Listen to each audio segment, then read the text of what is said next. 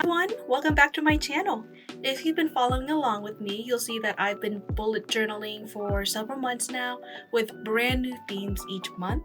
And like a mother, I want to say I love all my themes equally. But to be honest, there were times I was getting theme fatigue towards the end. I think a lot of us assume that choosing a theme is about picking the prettiest idea or the most impressive one. And sometimes it is.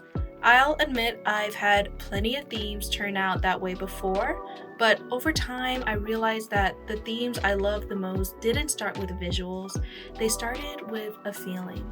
So that's why I developed a 5-step process to avoid this fatigue and have an artistically and consistently strong theme throughout your whole month. And today I want to walk through it with you if you like, because choosing a theme shouldn't feel overwhelming. It should feel like the beginning of a story you actually want to live in for the next 30 days. So let's get started. When I start brainstorming theme ideas, I don't automatically ask, what should I draw? I ask, how do I want this month to feel? Because it all starts with a feeling. So take my February for example.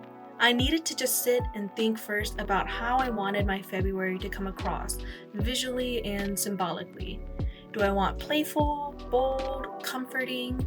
So what I do is make an idea map of sorts with my month in the center, and I start writing down concepts and feelings that I might want for the month. For Valentine's Day, I might want to lean into the romance of it all because why not? Or I can make it feel more nostalgic somehow and make it feel more personal towards me. Something that reminds me of home and family and just brings back warm memories. Or I could also go somewhere that feels natural and organic. Basically, what I'm saying is that the visuals all come second, the feeling comes first. Once you know the vibe you're going for, ask yourself what could represent this. It could be an animal, place, food. This is where Pinterest becomes your best friend. I'm not kidding when I say I literally just scroll down my home feed of Pinterest just to gather some ideas that could relate back to my general vibe. So for February, I scrolled around to quickly sketch out a few ideas. I feel that a strawberry might be a bit overdone, still a super cute concept though. Same with bow ties. I love them, but I can't find a way for them to relate back to my feelings and concepts from earlier, until I stumbled upon lychees. I felt that it was perfect because it related the most to what I was trying to convey. It was a fruit I used to eat a lot as a kid, and it reminded me of going grocery shopping with my grandma. It also holds a lot of the romantic colors like pinks and reds. And finally, it's a fruit, so it's organic and natural, and I can play a lot with that. I really felt like I hit the mother lode with this one, guys. So with a symbol tentatively selected, I open it up to some free sketching, just to start playing around with the concept and let my hand get in the hang of drawing them out. So you kind of want to keep it a little loose, start sketching out your symbol in different perspectives. Like I'll start drawing a whole lychee, then maybe one half open, or one with its seed poking out.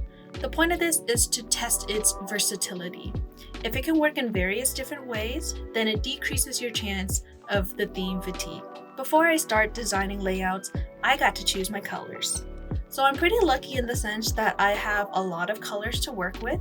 If you're limited in your colors, my go-to is just to choose a main color, find 2 colors closely related to it, and then add an accent color. So what I'm going to do is create 3 distinct color palettes to choose from. The first one is going to be red centric. I'm starting off with a light pale pink so that it can build to a richer red. For the second one, I'm leaning more towards shades of purple and violet, kind of in a cooler, more muted tone.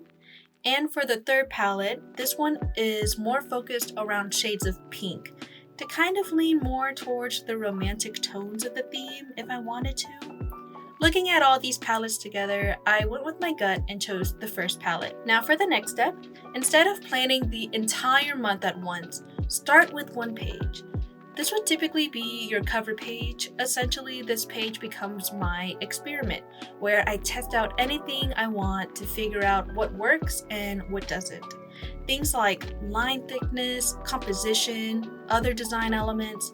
Here, for example, I'm looking for the best way to color out my lychees, since they will be the main character of almost every spread I'll be making for the month.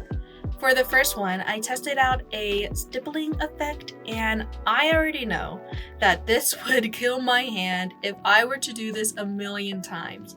The second one was more of shading the lychee in a more spherical way, but then you lose the bumpy texture of the lychee. So I kind of just combined both methods and created this exaggerating stippling effect, where I also create the shading by adding more layers of stipple. Once you make one page work, you can now imagine the rest of the month much more clearly. You don't need everything figured out, you just need one solid starting point. Now, this is the last and most important step. You must make it sustainable for you. You have to ask yourself, can I realistically draw this for an entire month? Will I still enjoy this theme by week 3? For my February theme, just look at the endless amount of lychees I drew and colored, and I won't lie to you, it's all repetitive, nothing exciting or anything like that. But I loved doing it because of what it represented for me. The best theme isn't the most impressive one, it's the one that carries you gently through the month. So next time you're choosing a theme, start with a feeling, find the symbol, choose your colors, design one page, and make sure it fits you. I hope this video helped, and if you have an idea for your next theme, let me know in the comments. I'd love to hear it. If you like this video, please like and subscribe, and you can follow me more at Dilly Doon Journal on Instagram, Facebook, TikTok, Pinterest, and of course YouTube. Until then, I'll see you in the next one.